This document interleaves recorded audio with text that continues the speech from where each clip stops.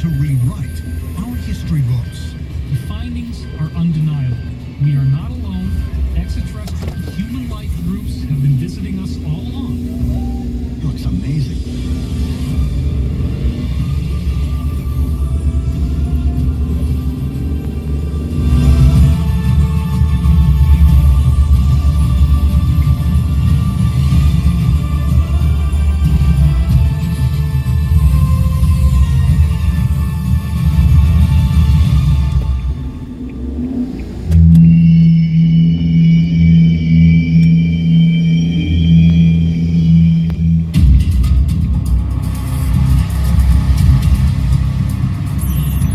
New York City, February 2017. At New York University, Giorgio Tsoukalos meets with art collector Jared Collins, who is in possession of a 2,000-year-old elongated skull. Oh, wow. That is fantastic. The skull is incredibly well preserved, and Jared is having it tested at the university to find out if it might possibly contain abnormalities that indicate it is something other than human. He agreed to meet Giorgio outside of the anthropology lab for a first look at the skull. So how did this come to be in your possession? Well, it's not actually mine. It is on loan to me. Me and one of my colleagues contacted a museum, and we asked them, do you have an elongated skull in your collection? And they said they have just one. This one. And have they told you anything about it? Actually, Like the provenance? strangely, this has been in storage for decades. They have never tested it. They had very little information on it. They know it's absolutely Paracas. So this skull was found in the Paracas region of Peru. That's right, but no real modern testing has ever been done on this. Oh, this is amazing. So, let's go, right? Okay. NYU professor of anthropology, Dr. Todd Disotell, agreed to conduct a forensic evaluation of the elongated skull. I've seen casts. I've never seen one in person. Okay. Wow. That is freaky. I mean, I just can't come up with another term. I love that your first reaction is that it's freaky, because I agree Well, with I you. mean, look at it. It's quite bizarre. I can see that this is a relatively young individual. How did you determine that, for Well, example? so by looking at the teeth, we have some deciduous or some baby teeth remaining. It doesn't yet have its third molar, which typically comes in around 18 years old or so. So I would guess that this is somewhere maybe 12 to 14 years old. Really? Let me just move it over to the sterile bench surface. Wow. So it's very fascinating, besides the shape. The sagittal suture looks like it has completely fused.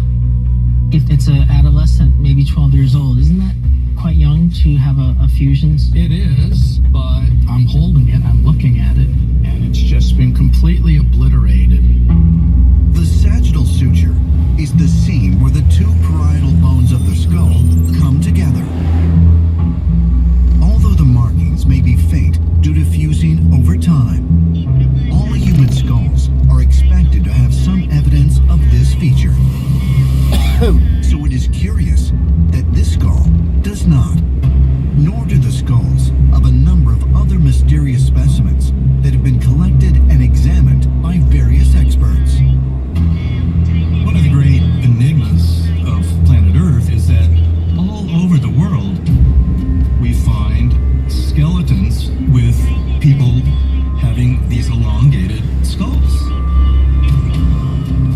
For centuries, various native cultures have engaged in the ritual practice of artificially elongating their skulls by tightly wrapping the heads of their children through infancy. However, these skulls still feature evidence of the cranial sutures. You also have the whole speculation of why people were doing the head binding and the artificial elongation anyway. Why were they doing that? They wanted to have these elongated skulls. And to them, it represented the elite, the gods, the rulers. And you have to wonder if there was a race here on Earth with these elongated heads, and were they extraterrestrials? Okay, let's move on to extracting some tooth and bone powder to get DNA out of that. Okay. Excellent. In order to obtain the needed genetic material from the artifact, Dr. Dissotel will need to remove a tooth and drill into it to extract the samples. The analysis of the material will determine the sex, ancestral lineage of both the father and the mother, and any DNA anomalies when compared with the current human genetic database. Looks pretty good. So we will pack this up and send it off, and in 4 to 6 weeks, they should have the result. 4 to 6 weeks. Okay. Thank you very much. Really appreciate your input on this. Take care. Thanks a lot. You got it. For hundreds of years, researchers have been confronted with numerous scientific anomalies. But traditional science is often intolerant of evidence that doesn't fit neatly within accepted frameworks. Because of these prejudices, could we be missing a greater truth about mankind's origins? I think scientists need to look at these things and instead of just dismissing it offhand right away, to be like, wait a second, maybe we are not the first. Maybe another civilization did exist. Perhaps there is an extraterrestrial connection, because clearly we have a mystery there and everybody's looking the other way.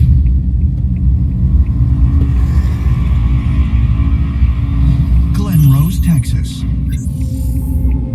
This rural southern town has a population of only 2,500, but may hold one of the most incredible archaeological artifacts ever found.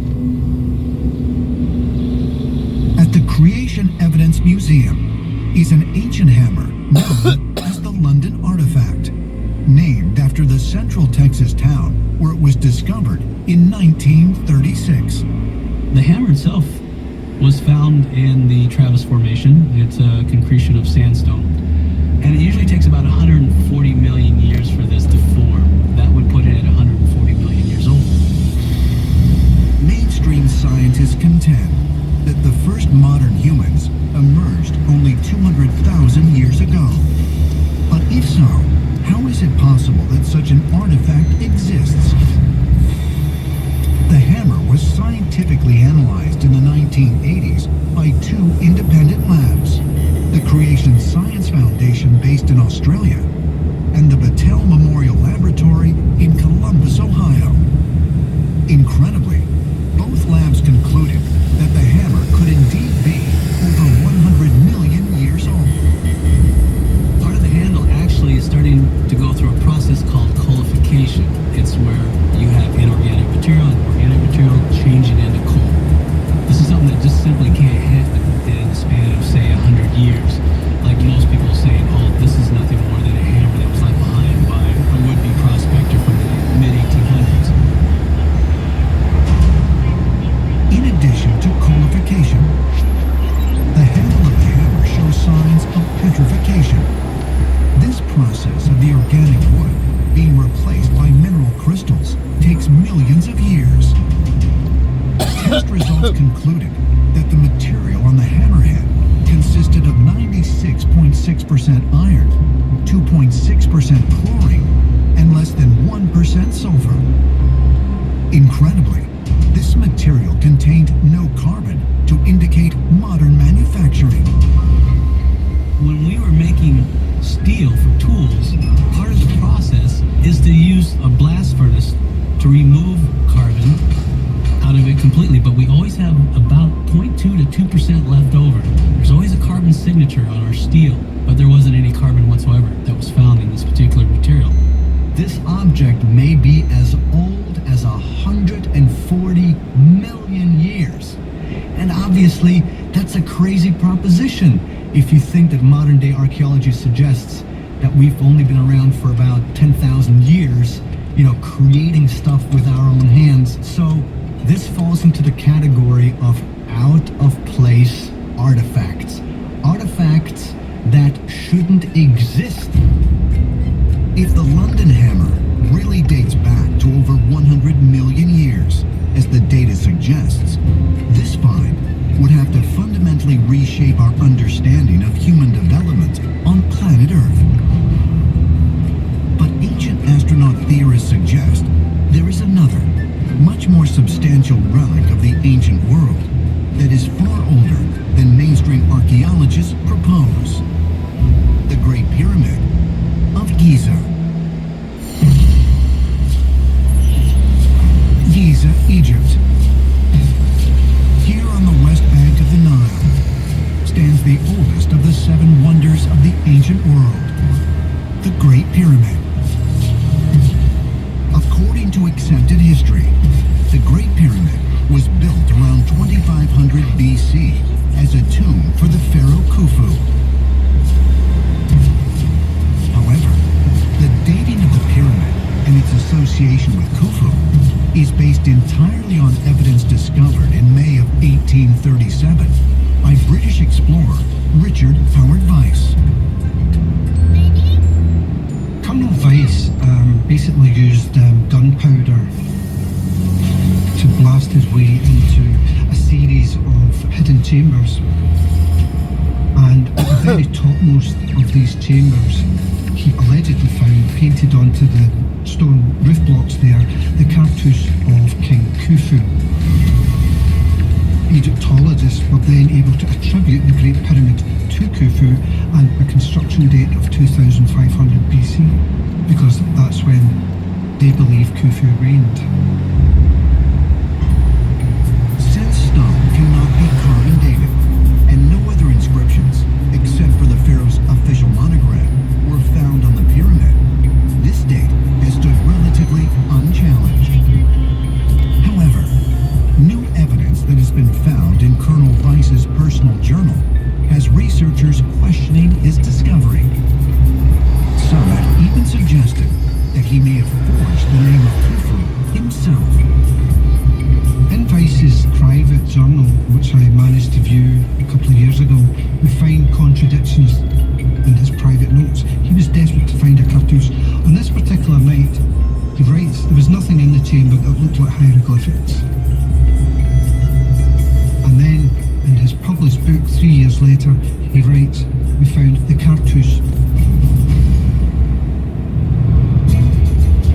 After the contradicting evidence was exposed, in 2014, 2 University of Dresden archaeology students smuggled a sample of the paint used in the King Khufu markings and had it analyzed by a German laboratory. The sample was too small for radiocarbon dating, but the technicians were able to determine something shocking. The pigment was not painted onto the original limestone blocks, but a later plaster repair. This finding suggests that the cartouche was not original to the pyramid construction, but added at a much later date. Colonel Weiss had spent nearly $1.3 million on his expedition to uncover truth about the Great Pyramid. Is it possible that in his desperation to find something, he did the unthinkable, that he may have forged the name of Khufu onto the chamber wall, thereby establishing an inaccurate date for the structure? Interestingly, this is not the only evidence contradicting the dating of the pyramid and the entire Giza complex. A 7th century BC text, known as the Inventory Stela, unearthed by archaeologists in 1858, details repairs made by Pharaoh Khufu, including work on the Sphinx. The Inventory Stela begs the question, how, if Khufu was repairing the Sphinx, which was supposedly constructed by his son, how could he be doing that? That would suggest that the Sphinx itself was already ancient at the time of Khufu. Could the dating of the entire Giza site be wrong? In 1892, Boston University geologist Robert Schoch created a stir among Egyptologists when he suggested that based on the evidence of water erosion at the Sphinx enclosure, he would date the site to approximately 10,500 BC. Immediately, without even seeing my evidence, they start going, it doesn't go back that far. I was talking about real evidence, real science, which they simply did not want to hear because it did not fit their preconceptions. Like the Sphinx, is it possible that the Great Pyramid is also far older than Egyptologists are willing to admit? But if so, just who built it? According to Arabian writers, Ibrahim al-Makrizi, the Great Pyramid was not constructed by Khufu. The Great Pyramid was constructed long before the Great Flood by a king with the name of Saurid. And then the old Arabian writers clearly say Saurid is the same figure which the Hebrew society calls Enoch. Enoch was taken up into the heavens by the archangel Michael. He was told by the angels of a coming cataclysm, and he was instructed to build the Great Pyramid as a repository for the knowledge that he not only learned in heaven, but all the earthly knowledge as well. Perhaps these were otherworldly beings, described as angels. Maybe everything we know about Egyptology is wrong, and we have to go back and open up our imagination to the possibility that there's another explanation that in fact involves the assistance of extraterrestrials in the creation of the Great Pyramid. In November 2015, researchers at Giza scanned the Great Pyramid using thermal cameras and found two anomalous areas. They submitted a request to the Department of Antiquities to do a more formal investigation in hopes of locating what they believe might be hidden chambers. As scientists continue to discover new finds at the site, might they stumble upon the evidence that supports the ancient accounts? After all, this has happened before, with the unearthing of a once mythical land.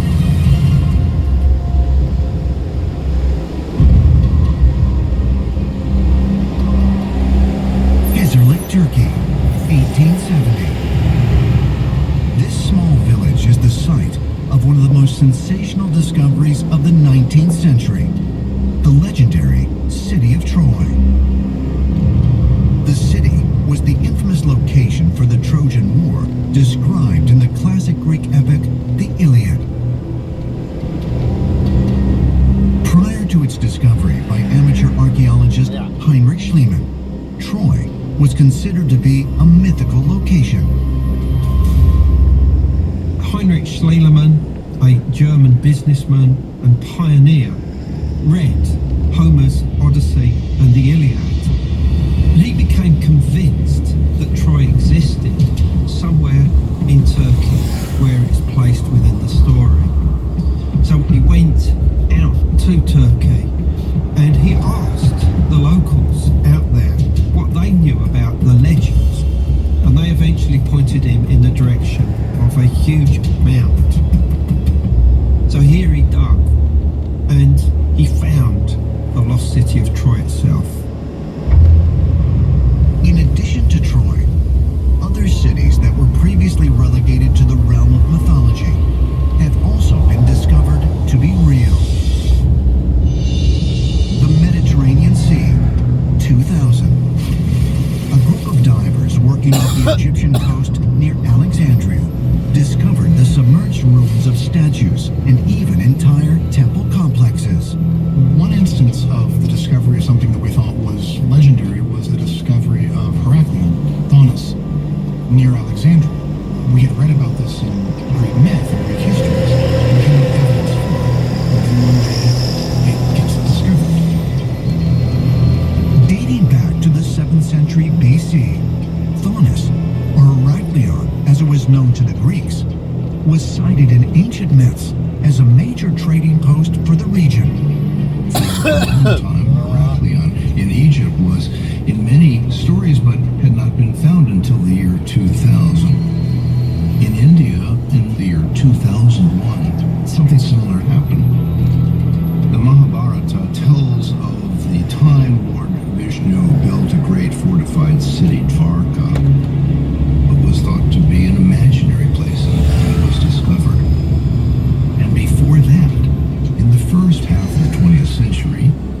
another example.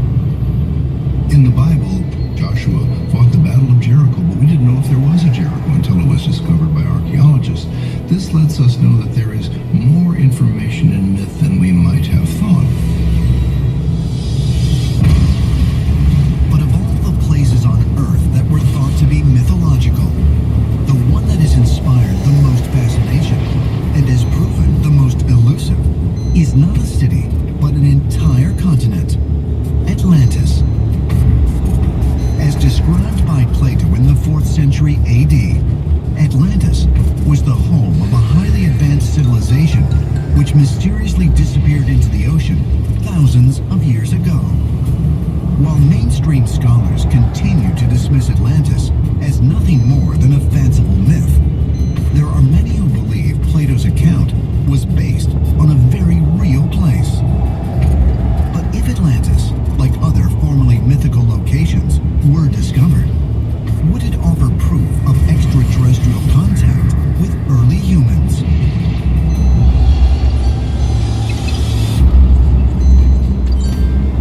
Dunedin, New Zealand, February 2017. Scientists at New Zealand's top geological institute, GNS Science, announced the discovery of a lost continent, one that sunk into the ocean millions of years ago. They dubbed the landmass Zealandia, as it extends directly under New Zealand. Although it is almost entirely underwater, it fits the definition of a continent, as it consists of an intact piece of crust that is distinctly different from the ocean floor and clearly separated from Australia. This was a shocking discovery because they thought the number of continents on Earth had been basically fixed. Now this one looks like it could have been another continent where perhaps human beings dwelt. And if it was, this could certainly rewrite a lot of history books.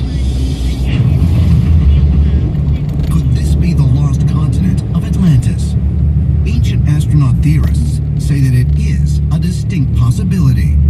There is an ongoing bias among scientists that anything from the ancient past must therefore be a made-up fake story, myth. And yet, these scientists have to look at the reality that archaeological discoveries are verifying that the actual stories have merit.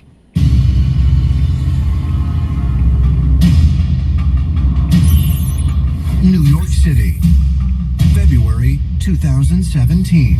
That's pretty amazing that we're able to do this. Giorgio Tsoukalos and Jared Collins continue their scientific investigation of a mysterious 2,000-year-old elongated skull. We're able to set up a CT scan. I mean, it's almost unheard of. Wow. Because anthropologist Dr. Todd Disotell found this skull to be missing the sagittal suture that exists on all naturally formed human skulls. Giorgio and Jared have taken it to New York University's radiology department. There, it will be subjected to a CT scan, A scan. Yeah, let's see what's inside. which should reveal whether or not the skull really is missing the suture, or if it is simply not visible to the naked eye. During the procedure, a series of computerized X-ray images are taken from 360 degrees and stacked together to form a 3D image. If any hairline evidence of the missing suture exists, it will show up in the scan. Looks amazing. It is incredible. Isn't it incredible? Yeah. So these are surface rendered images to allow you to see the skull. For the sake of comparison, we have put similar images of an actual patient. Okay. So you can obviously see the teeth, the orbits where the eyes would sit, and you can see that it's a very deformed skull. Do you find any strange anomalies besides the shape, obviously? Well, there's a lot that's interesting about this. There's a sagittal suture that runs across the top of the skull that I'm not seeing on this skull. It's fused. But what is confounding to me is you can see the sutures in the other areas. And the fusing of a suture, is that something where if we were to look closer, would we see a remnant of that suture? You can look at it this way. on these images. So you can see right here, there should be a sagittal suture right there, and we're not seeing it. There's a lot of distortion, but I'll show you, this is what a suture elsewhere would look like. So these are the sutures elsewhere. Have you seen many skulls that have missing sutures? I've never seen anything like this skull.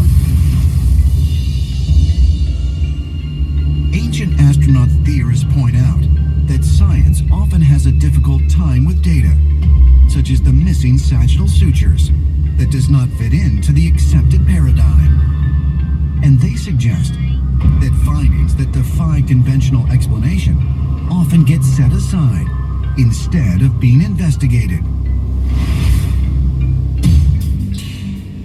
St. Catharines, Ontario, Canada, spring 1970. Researchers at the Earth Sciences Department at Brock University received a sample of wood that was found buried 150 feet underground on an island off Nova Scotia. After scientists run carbon dating tests on the material, they placed the object as being from 3,000 years in the future. Confounded, the team runs the test again, only to get the exact same results. Since it's an organic piece of material, they were able to date it. But the dates that they received completely contradicted everything